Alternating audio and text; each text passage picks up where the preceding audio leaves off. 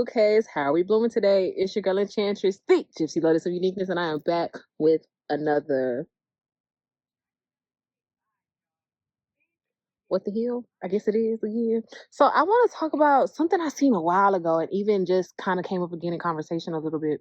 Um, or came up in my thoughts again the other day when opportunity was happening. But I want to talk about how sometimes there is no such thing as actually being ready for something.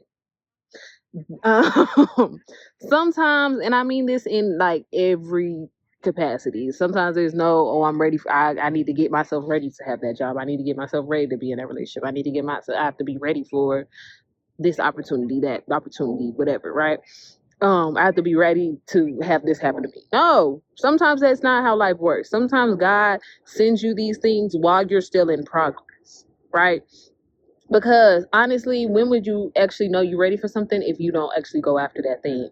Because a lot of us say we're getting ready for something, but the way we're getting ready for it is not really going towards that. Meaning more so like, okay, let's use the relationships, right? You say, I'm not ready to date right now. I really want to be in this predicament, this predicament, this predicament when I do.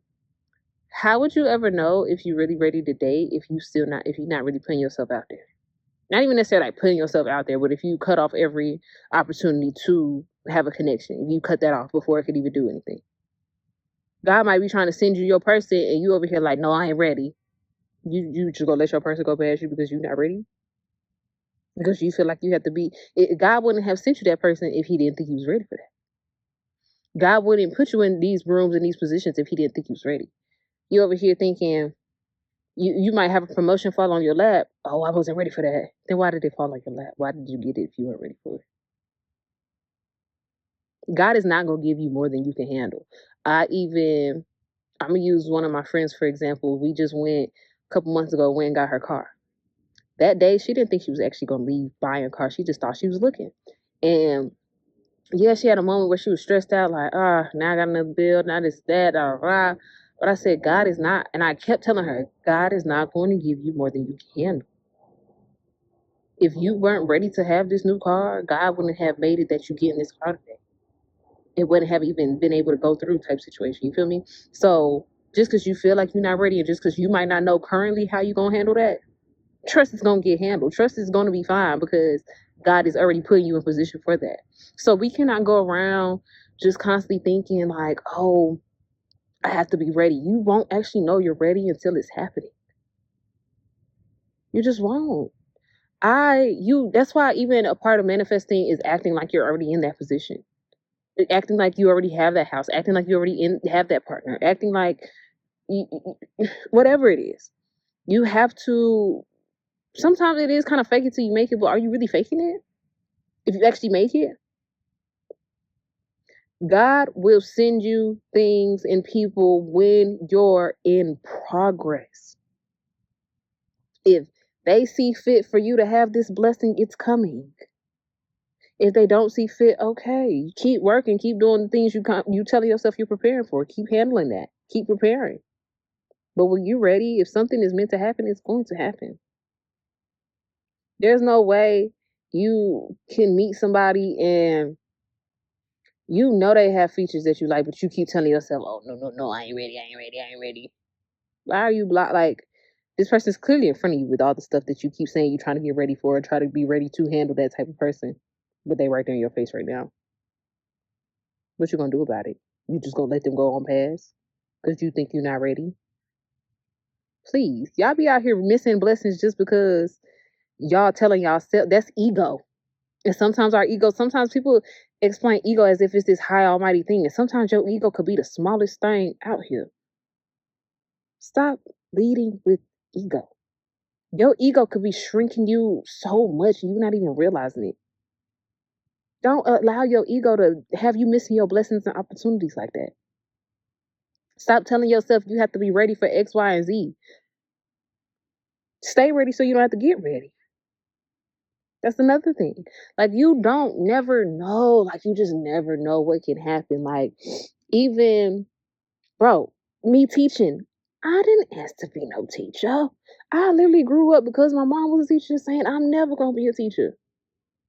And then lo and behold, I end up being a parent. The only reason I even ended up being a parent because I did naturally have a soft spot for special need kids. So okay, you'll get me in on education like that. Okay, cool.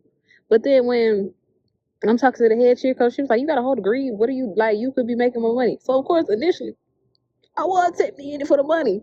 But once I actually got in that classroom and I seen the bonds and I seen the impact that I was having with them kids, oh, okay, God, I see what you were doing here. I see why this fell into my lap. I see why I'm in this position. You never might know why certain things happen to you. Like there's a lot of us that are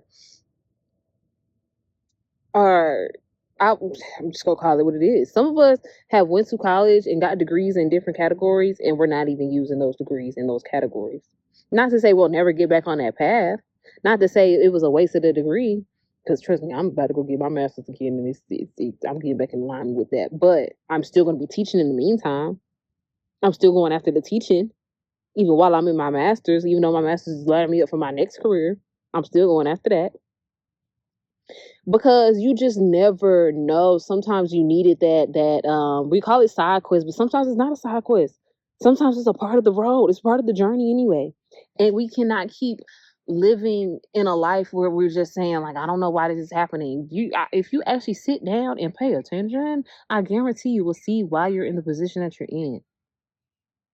I did not understand why when I applied to be a teacher, I didn't even understand. And then, not for nothing, when I first applied to be a teacher, of course, I applied at the school that I was already working at, interviewed and everything, and did not get the job. They went outside and hired somebody else. Of course, I felt some type of way. Of course, I felt some type of way. Like, what? Then, lo and behold, first day of summer school, got an interview. 10 minutes after that interview, I get called back, like, hey, actually, instead, we got this position open. You want that? Yeah. I ain't never got hired so quick before like that. You don't ever know why something is actually happening to you.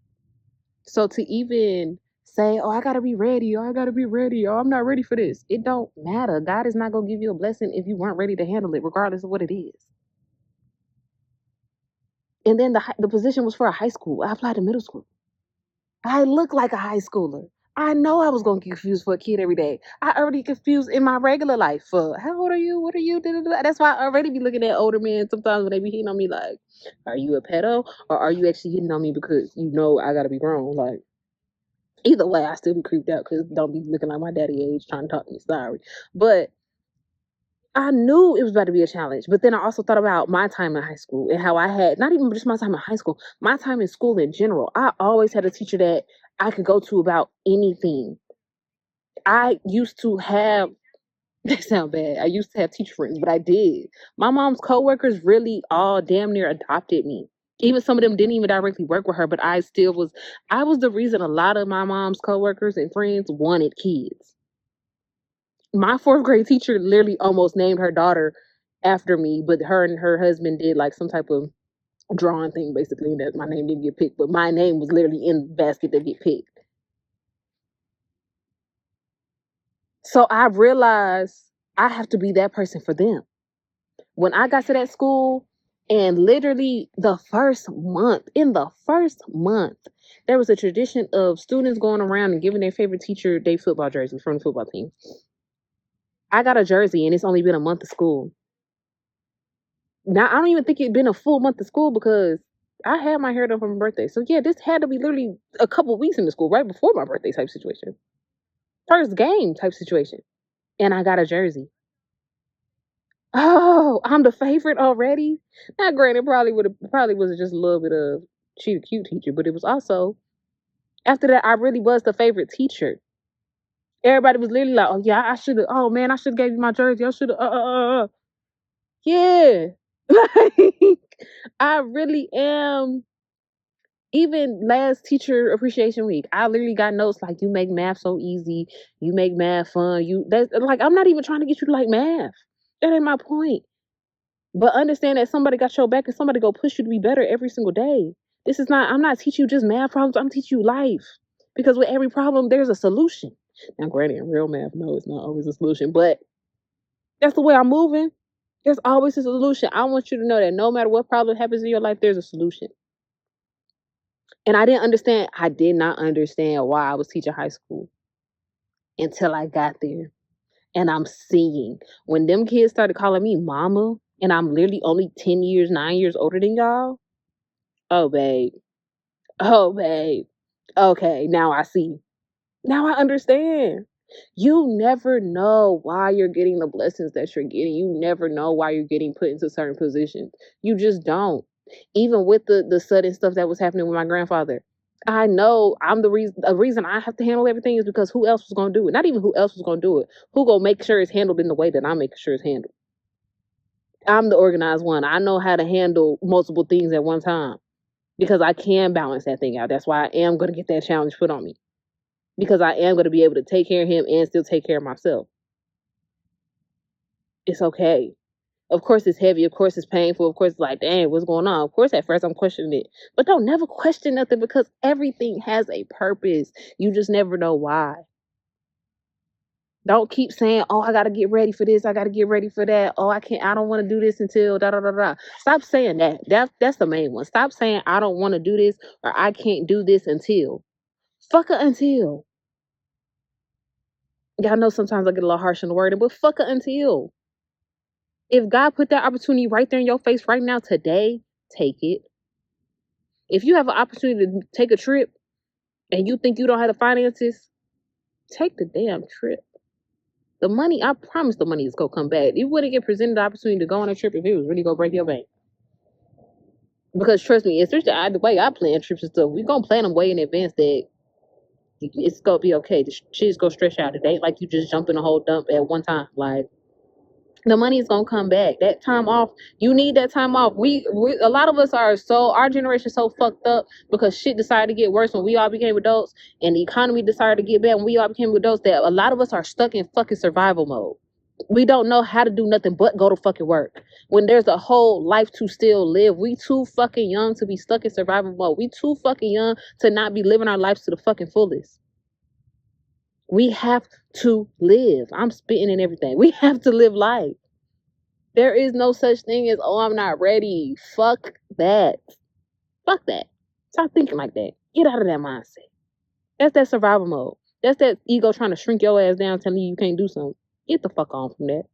Get out of that. All right. So that's all I have for you today. Remember, healing gets messy before it gets magical, but you are worthy of all the light and happiness that is waiting for you on the other side. Sit up straight, adjust your crown. Don't let it tilt. I love you. I hope you love you.